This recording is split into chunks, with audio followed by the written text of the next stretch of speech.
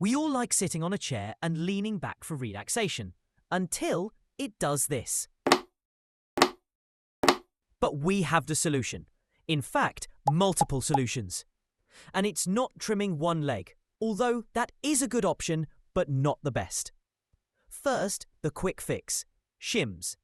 If you've ever been in a restaurant with a wobbly table, you've probably seen the waiter slide a folded napkin under it. Same idea here. Cut a thin piece of scrap wood or cardboard, slide it under the short leg, and the wobble disappears instantly. But here's the catch. Shims aren't permanent. They fall out, they don't look good, and if the floor itself is uneven, it only works in that one spot. Let's move on to a real fix. This method takes a little more work, but gives you a permanent solution. First, figure out the problem. Is one leg too long, or is one leg actually short? In that case, the fix isn't trimming, it's building the leg up. You can glue on a thin pad of hardwood, then sand it flush, or install a small leveling glide. Both add the height you need. But if the issue is a leg that's too long, trimming is the answer. Mark the high leg, then use a hand plane, sander, or even a pull saw to carefully shave it down.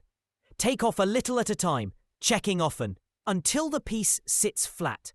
Once it sits solid, sand the edges smooth.